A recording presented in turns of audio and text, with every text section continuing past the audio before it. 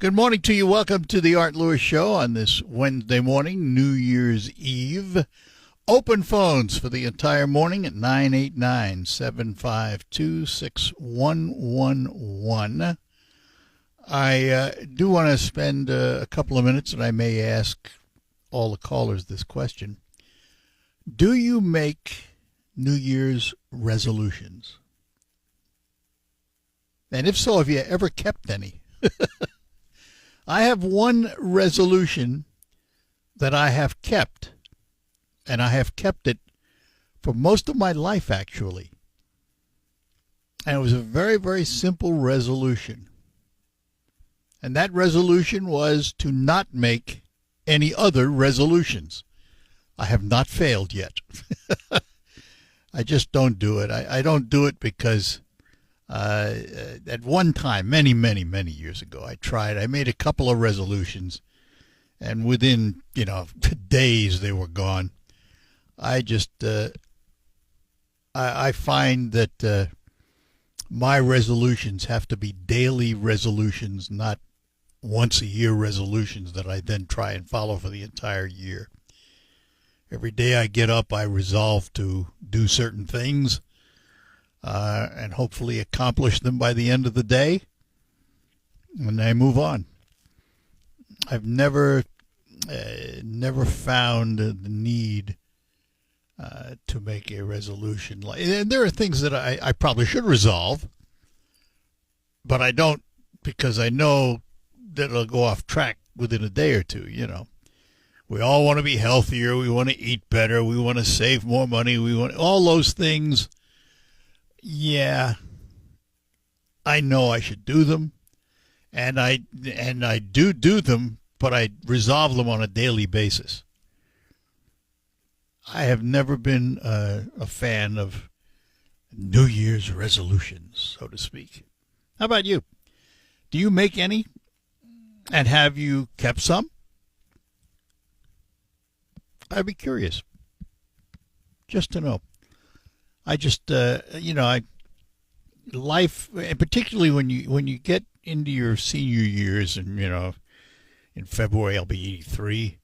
You get into your senior years, you tend to look at things a little differently. It very much becomes a one day at a time kind of thing. I can remember when I was in my late teens, 20s, what have you, and I'm looking years and years down the road, and I'm going to do this and that and the other thing. You don't tend to do that when you get into later life, because you realize it's finite. You realize the good Lord could call you whenever he feels like it. So I tend to live one day at a time and enjoy what the good Lord's given me, and take advantage of every second that I have. So it's just the way I am. As I said, open phones for the entire hour, so we're going to begin. We have Cam in Freeland. Cam, good morning to you. Hi, what a fun topic to end the year on. So I just want to say I don't make resolutions anymore, but it's not because I don't try. It's just that I live a perfect life. And every time I try to think of something to change, I can't think of anything. Now, here is a better question. Okay. What would our spouse, boyfriend, girlfriend, significant other make a resolution for us? Ooh. And I don't even want to think about what that would be. No. Your perfection would go right out the window, wouldn't it? This illusion that I'm living would be sorely. The curtain would come down. Well, listen. When my late wife was alive, of course, she didn't have to make resolutions once a year. It was a daily thing with her.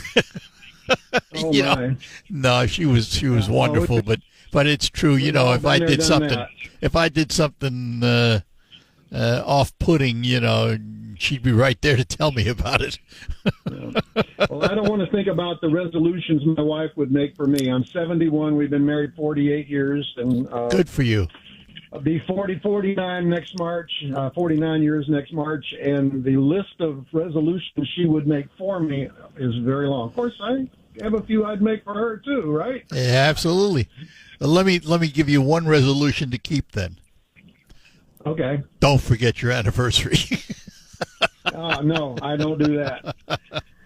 Not a good idea, even after 48, 49 Yeah, years. no, I know. We had 57, and heaven forbid if I ever forgot one of them. Hey, Art, just to tell everybody, I'm actually working today, driving, and the roads up north are going to be brutal. So if you got to go up north, leave early and drive slow. Good advice. Well, Cam, listen. If there's any resolution to make for today, it's to get where you need to go tonight safely, slowly, and alive. You bet. And you and yours have a very happy New Year, and thanks for calling. Thank you, Art. We love your show. Thanks. Have a blessed year. You too. Bye. Bye-bye now. And let's go to Sheridan and talk to Carol this morning. Happy New Year, Carol. Thank you, and same to you and everybody else. Thanks.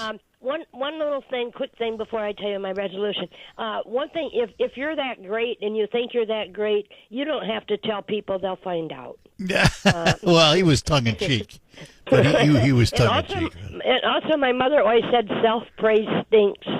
Yeah. So that's kind of nice to start out the year with. Kind of remember self-praise stinks. And right? Yeah, well, I'm not disagreeing. I agree. Thank you. and my resolution is this: I've always tried to make life nicer for me and the people around me. And why ruin their day? Yeah, but make it. You don't have to be. You can just make it a little nicer, and it makes it nicer for you. I'll tell you what, Carol. I don't think you have to make that resolution. I think you resolve to do that every day. Well, why not? Yeah. My Well, mother was one, yeah. And she wasn't very nice to some people, and it don't get you anywhere. Do you think? Maybe. Nope. My parents used to teach me you get more with sugar than vinegar. Either that or you found out what vinegar did. Although I like pickles too, right? Well, yeah, but there's a purpose for vinegar. But and I still want a cooking show because I'm awful sick of politics. But yeah, well, it's never going to happen. Yeah, unfortunately, those days are gone. But we. And it's interesting you say you're sick of politics. You are not the only one. It is why this is an unusual week where we have a lot of open shows, but it's why we're doing a lot more guests because it's a lot less politics. Yeah. I have reached the point being someone who had to talk about it all my life. And I used to be, a fanatic about politics, not participating, but following it and all that. I walk away from it now. It is so it's so troubling to listen. And and it may be heresy for me to say this because it's what I do for a living, but I reached a point where enough's enough. Yeah. Well, I've had a girlfriend, and we don't agree on things, and we've been friends since 80 years. And I'm not going to let politics ruin our friendship. No, absolutely. I just don't discuss it. I'll give you a secret. My late wife, and I were of different political views. Mm-hmm. And we had 57 years of a successful marriage because we never talked about it. That was it. Politics wasn't discussed. They aren't going to change yours. No, of course not. Politics wasn't talked about. We just didn't do it, and it was a blessing. Well, bothered you long enough, but I just you have yourself a very blessed year, and to you and yours, Carol. Well, thank you, and same thing to everybody else too. And settle down a little bit, chill out. We had a Christmas, we didn't care. The kids come and they brought another dog, and there was all kinds of kids and stuff. And if the dinner was late, so what? If the potatoes weren't done, so what? And it was easy, and nobody cared, and it worked so well. Yep. We absolutely. and everything turned out great. But people get so uptight about this stuff. If no kid died, no neighbor kid died, everything is good. Yeah. All right.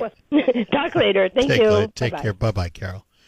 All right, 989-752-6111, the number to call on this New Year's Eve day.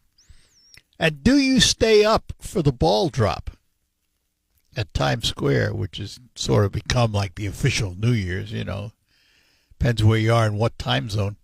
But do you hang around for that? We'll talk more. We can take a break, and we'll be back. Gotta go. But in reality, the average change to the gas price should only be about 1.4 cents per gallon. Now you say, well, how's that if the tax is going up 21%, Well, at the same time the gas tax is going up, the sales tax is coming off gasoline. So there will no longer be sales tax on gasoline. Instead, the gas tax as a flat number per gallon will be what you pay at the pump. So all of this said, the reason this was done was to increase road funding, and it's expected to increase the road funding by about $1 billion a year. So it'll be interesting. I have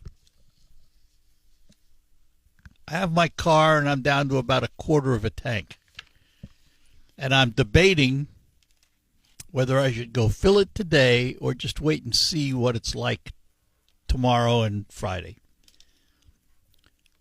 And I know it's probably foolish to wait,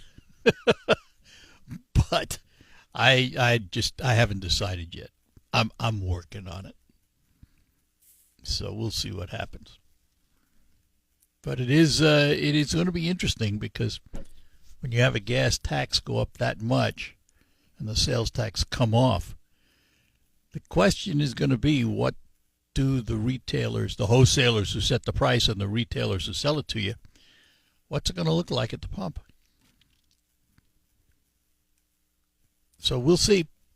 Time will tell. You'll see the price per gallon probably go up a little bit. Just a question of how much. Be curious. And tomorrow will be the day. New Year,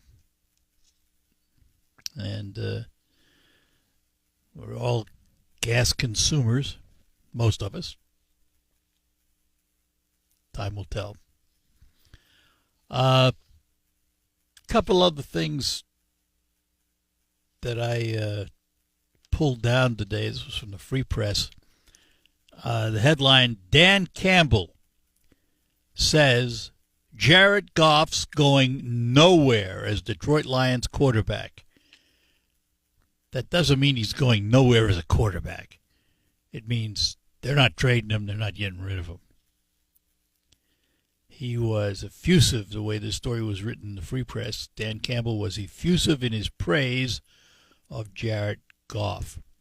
And Goff, when even though it was not a great season for the Lions, and they still have one more game to play to get a winning record, Goff ranks third in the NFL with 4,233 passing yards, second with 33 touchdowns, and is completing 68.3% of his passes.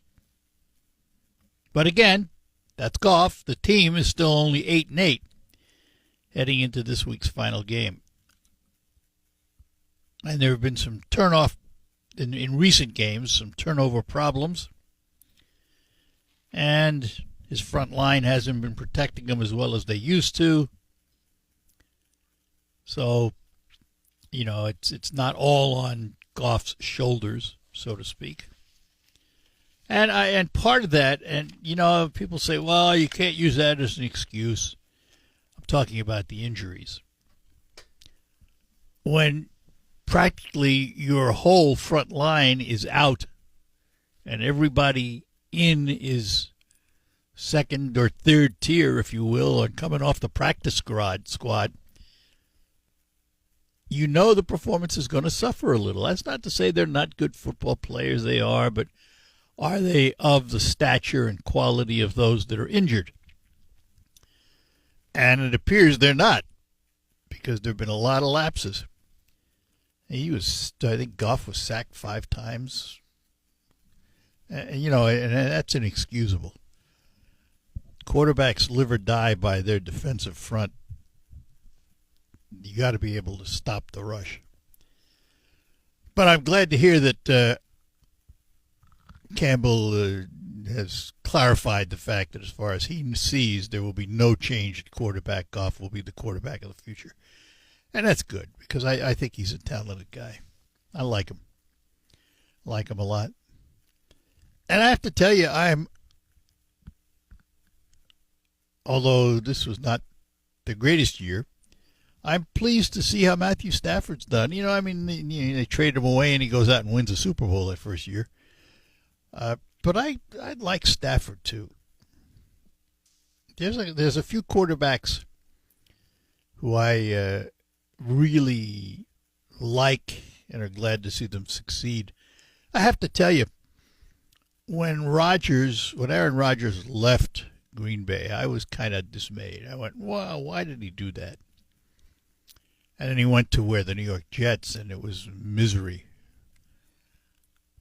And then he gets to Pittsburgh. And here's this guy who's, I don't know how old is Rodgers, 40-something? He's having a relatively good season. Performed fairly well as he did in the past. And I'm happy to see that. He's one of those guys that I like. The disappointment this year, I think, was Patrick Mahomes from Kansas City, who I watched a number of Kansas City games, and it seemed to me they never quite got into the rhythm that they've had in the past, even for Mahomes. And now he's injured toward the end of the season, and I hate to use the word fortunately, but fortunately for Kansas City, the injury came at a time where they weren't going anywhere. They were going to miss the playoffs anyway. So if it had to happen, this would be the best time for it to happen.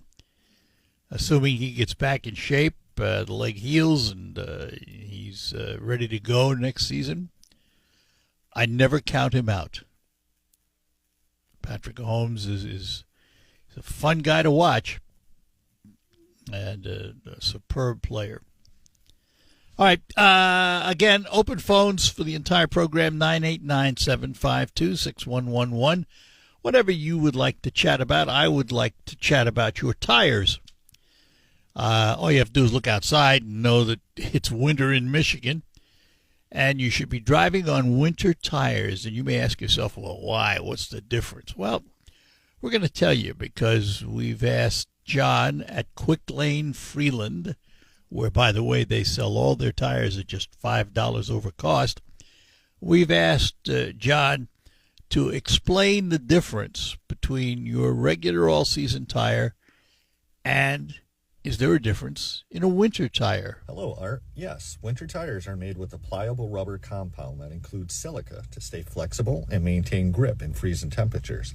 Unlike harder all-season tires, which stiffen and lose traction in the cold, this flexible compound allows the tire to better conform to the road surface, providing superior grip and traction on snow and ice to keep you safe. Thanks, John. Stop into Quick Lane Freeland, have them check your tires, and if you need winter tires or you'd like winter tires, remember just $5 over cost per tire. Also, have them check your cooling system because it's an important part of your car in the winter. While you're there, look at the Ford products from McDonald Ford and their pre-owned vehicles. McDonald Ford and Quick Lane Freeland, both wishing you and yours a very, very happy new year, and they look forward to serving your automotive needs in 2026. Taxes was feelings. To be in the mail by April 15th, and you expect the postmark to say April 15th, Post Office is making a change you should be aware of. And it's when they postmark your letter. Usually, up until this point, the postmark was applied when the letter hit the post office. You drop it off at the post office, or you put it in the box, they get it to the distribution center, wherever it goes, and the postmark is put on right then and there. Well, now, there's a change. Instead of the postmark indicating the date when the mail was dropped in the mailbox or submitted at the post office counter, the Postal Service is clarifying its rules that postmarks will reflect the date an envelope is first processed by an automated USPS sorting machine. That could be days after it's dropped off. So let's take that tax mailing, for example.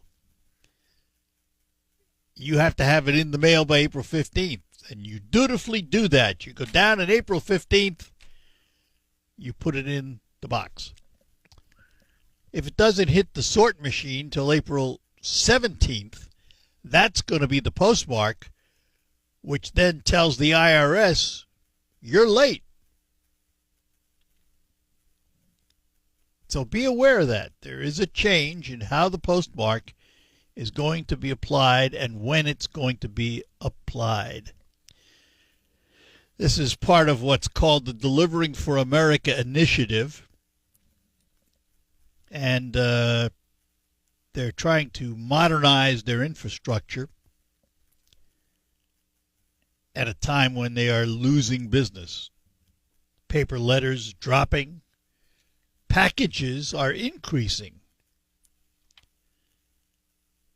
So instead of your mail being postmarked the day you drop it off, it's going to be whenever it hits the automated machines. Also on January 18th, postal prices are scheduled to go up for packages. Prices are based on the package's weight and the distance being shipped. Priority mail prices start at $10.45 per package and $11.90 for flat rate priority mail envelope. They will increase by 6.6%. Priority mail express packages start at $32.50 and flat rate envelopes start at $33.40. They're expected to increase by 5.1%. And the Postal Service's Ground Advantage starts at $7.20, expected to go up by 7.8%, and Parcel Select will go up by 6%.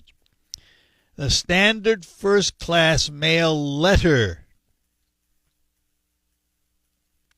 prices will go up. So just be prepared. Change at the post office. I have always said I wish the Postal Service would be realistic in their pricing, particularly for first-class mail.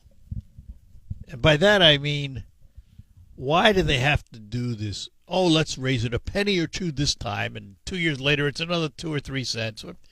Why not set a rate that makes sense? If it's going to be, I'll pick a number out of the air. If it's going to be 80 cents instead of 70 cents, make it 80 cents. Be done with it.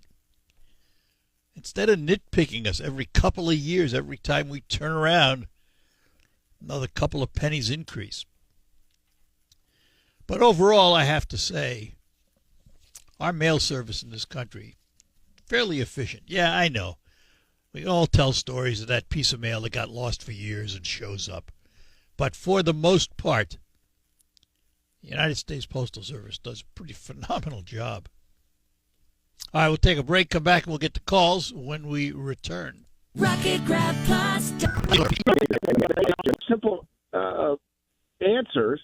You can't really expand any type of conversation with her. She's always connected to, I don't know, videos, TikTok, streaming. I don't know what they're doing on there, but it is the most important thing in her life. And I just wondered, these young people, they're not going to be able to converse. I don't know how they're going to work jobs because it's all young. When I was young, you were learning to talk to people, socialize, and that sort of thing. And be out in the world. It's one of my great fears. They learn to talk with their thumbs, and they're not going to learn to talk with their mouth. Right. You know, and you bring up a good point. I mean, you know, in the business world, how are you going to converse? Because you go in to apply for a job, and the boss is not going to sit there and thumb you and text you back and forth. He's going to talk to you and expect you to talk to him. So I share that concern. We had a story. There was a story. I think it might have been on CBS. I'm not positive, but it was something like that the average person spends 10 hours a day with devices. Wow. And, you know, and that's everything from checking your email and being on your computer, you know, YouTube, TikTok, whatever, conversing on your phone. And it's you know, this technical age has taken over our lives, and it's not going to get any better now with AI. It's going to be that much more demanding, I think. And, you know, I don't know. I don't think we've properly learned how to use social media, leave alone AI. So it's going to be interesting. It also gives these people an out, you know. When I was young, my grandpa was a hospital administrator, and he had meetings that he would take me to once in a while. And you would meet a lot of people, and they were ready to talk. And you better be ready to answer their questions and be able to communicate. So you learned all that. And there wasn't, but now you can bring a child to a meeting or something important, and it's like they grab this phone and they huddle away in the corner all alone. And for some reason, that's acceptable. Boy, that was not acceptable when I was young. Yep. My grandpa would have grabbed me by the ear, hauled me back over there, and be like, "You get off that phone. You better talk to these people." Well, it would have been none of that business. I have to tell you, though, that modern society today is different. And I'll give you an example. I've seen, you go into a restaurant and you see maybe a family of a mom and dad and a couple of kids. Mm-hmm. And the kids have their iPads or their little gaming things out from a very young age. I mean, 3 years old, and they're sitting there playing their games on their little device, you know? Yeah. And so what are we teaching them? We're teaching them that devices are okay. You know, it's a way of the life, and it does worry me about the future of these young people. It's all going to be built around technology. Technology is fine when it's used properly, but when it dominates your life, I'm not so sure that's a good thing. I agree with you on that. Anyways, I just thought I'd bring that up, see what you thought about that. But like you said, the world is changing, and you know, I don't know. Have a happy New Year. To see. Yeah, happy New Year to you, Art, and everything, and great show. Listen to you a lot. So thanks, take appreciate care. it. Thank you. Have a good one. Yep. Bye now. You too. Bye now. And now we'll come down to Saginaw and talk to Tom in Saginaw. Tom, good morning. Well, hi, Art. Long time no speaky. Well, glad to have you. Good hearing your voice. Huh? Glad to have you with us. Oh, well, thank you. I'm glad to be here. But anyway, and I'm glad to see your show still on. I wish everybody listening and yourself and staff and what have you Happy New Year. Same and to a you. safe one. Same to you. Yeah. And I was just listening to the gentleman talking about the phone situation, and I think it's absolutely amazing and surprising how these younger people seem to be married and attached to their phone like nothing else in their lives. I mean, we go to a health club, and they're walking around the track, and their phones are in their hands. They're working out on a machine, and there's their phone. And well, it's what, you know, the thing is, that's what they grew up with. That's what they know. Yes. And, you know, it's, we when they grew up with it, nobody taught them restraint on how to use Yeah. it. But that's life. What are you going to do? It's Yeah. listen, it's one of those darned if you do, darned if you don't things. Yeah. Technology is in one way going to make life a lot better for all of us and has.